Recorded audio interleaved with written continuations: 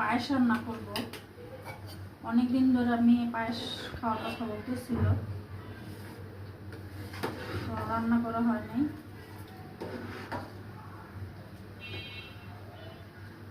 এক কেজি দুধ তো পায়েস রান্না করবো, কারণ বেশি রান্না করলে আবার দেখা গেছে খাওয়া হয় না। ঠিক আছে, অল্প করে রান্না করে দিব, খাওয়া হয়ে যাবে একদিন। মোটামুটি আমার চালটা আধা ফোটা হয়ে গেছে, এখন চিনিটা দিব। আর পানি ব্যবহার করিনি, একটু পানি দিয়ে নিই দুধে, পুরোটাই মানে দুধ। ভালো করে রান্না করে একটু খাইলেই ভালো। দেখা গেছে পানি ফুনি দিয়ে অনেকগুলো রান্না করলে মজা না হলে দেখা গেছে খায় দাম না। আর আমি লাল চিনিটা ব্যবহার করি, সাদা চিনি খাই না কখনোই। আর আমি চিনি খাই না, মিষ্টি জাতীয় খাবার খুব কম খাই। আর লাল চিনিটা খাওয়া হয়, সাদা চিনিটা খাওয়া হয় না, কম খাওয়া হয়।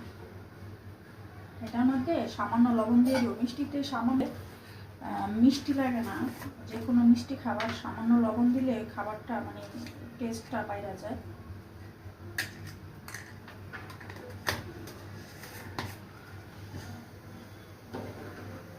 অনেকে দেখি আতপ চাল দিয়ে রান্না করে ক্ষীর।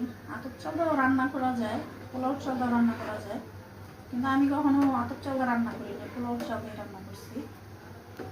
আজকে আমি পোলাও চালিয়ে দিচ্ছি, অল্প করে চাল দিচ্ছি। বেশি চাল দিলে দেখা গেছে বেশি আঠা হয়ে যায়, বেশি ঘন হয়ে যায়, ঘন হইলে ভালো লাগে না। এই জন্য অল্প করে চাল দিয়ে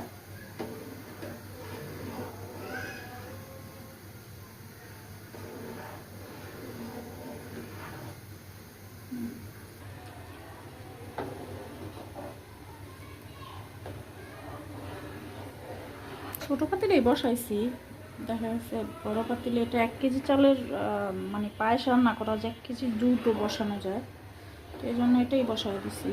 আর ক্ষীর তো অনেক জাল দেওয়া যায় না, হালকা হালকা জাল দিয়ে ক্ষীর রান্না করতে হয়, তো এই জন্য এটার ভিতরে বসাইছি।